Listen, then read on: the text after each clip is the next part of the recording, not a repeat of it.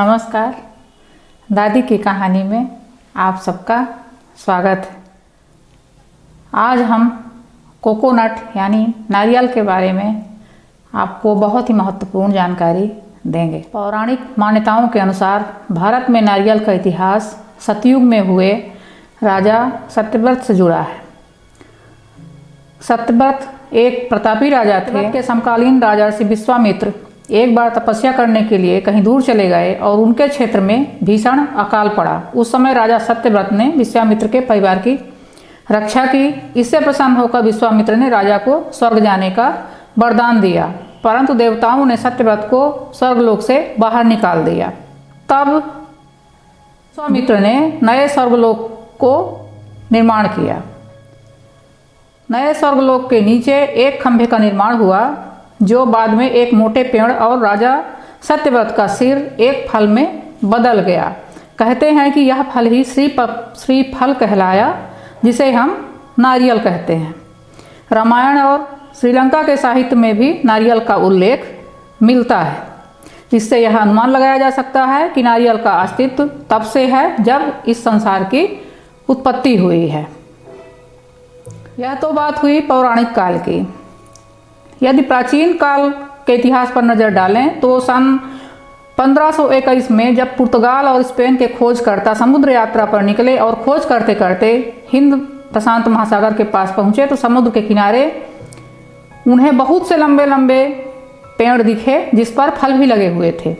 ये फल एक एक चेहरे के समान 3 छिद्रों वाले थे और खोजकर्ताओं ने इस फल का नाम कोको या कोका दिया, जो हिंदी में पहले से ही नारियल कहलाता है। वर्तमान समय में भारत के 4 दक्षिणी प्रदेशों में कर्नाटका, तमिलनाडु और आंध्र प्रदेश, केरल में नारियल की खेती बहुत बड़े पैमाने पर की जाती है। नारियल से बनी वस्तुओं के निर्यात से भारत को लगभग 470 करोड़ रुपए की राष्ट्रीय आमदनी होती है। 2 सितंबर को नारियल डे मनाया जाता है,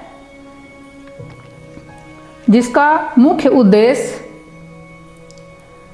नारियल की खेती को बढ़ावा देना और नारियल के महत्व को विश्व में पहुंचाना है। विश्व नारियल दिवस मनाने की शुरुआत 1969 में एशियाई व प्रशांत नारियल समुदाय ने की थी। इसी दिन इंडोनेशिया के जकार्ता में APCC की स्थापना हुई थी। विश्व नारियल दिवस मनाने का आरंभ हुआ और मनाया जाता है। एक दूसरे के अनुसार जब भगवान विष्णु ने धरती पर अवतरण लिया तब वे अपने साथ 3 चीज़ें लाए थे। पहला देवी लक्ष्मी, दूसरा कामधेनु गाय और तीसरा नारियल का वृक्ष। यदि आपने गौर किया हो तो नारियल के भीतर 3 बीज रूपी संकेत भी इसी ओर इंगित करते हैं।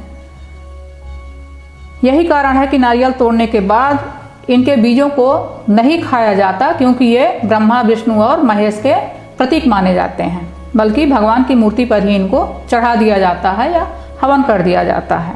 श्रीफल से जुड़ा एक रहस्य भी है, जिसके अनुसार नारियल बलि का पर्याय है। दरअसल पौराणिक काल में देवताओं की पूजा के बाद बलि देने का प्रावधान था, परंतु जीव हत्या पाप की श्रेणी में आता था। इसीलिए भगवान विष्णु ने नारियल को पूजा के अंत में तोड़ना अनिवार्य बताया।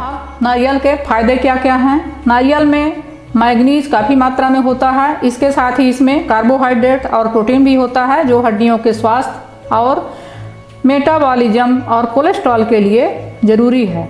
एंटीऑक्सीडेंट से भरपूर होता है नारियल।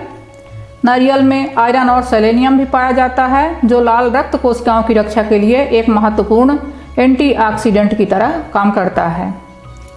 अध्ययनों में पाया गया है कि नारियल खाने से कोलेस्ट्रॉल के स्तर में सुधार हो जाता है। पेट की चर्बी कम करने में मदद मिल सकती है। जो लोग अक्सर नारियल का इस्तेमाल करते हैं, उनमें हृदय रोग की दर कम हो सकती है। नारियल में फेनोलिक यौगिक होते हैं। ये एंटीऑक्सीडेंट कोशिकाओं को ऑक्सीडेटिव क्षति से बचाने में मदद कर सकते हैं। हाई ब्लड प्रेशर की समस्या से परेशान लोगों को अपनी डाइट में नारियल पानी जरूर शामिल करना चाहिए। नारियल पानी में मौजूद विटामिन सी, मैग्नीशियम और पोटेशियम की वजह से व्यक्ति का ब्लड प्रेशर कंट्रोल में रहता है। रोजाना 1 नारियल का पानी पीने से आपका शरीर हाइड्रेट रहता है और आप डिहाइड्रेशन से बचे रह सकते हैं। नारियल पानी पीने से आपका इम्यून सिस्टम मजबूत होता है। नारियल पानी पीने से आपका वजन भी कम होता है और ये स्किन को हेल्दी रखता है। धन्यवाद।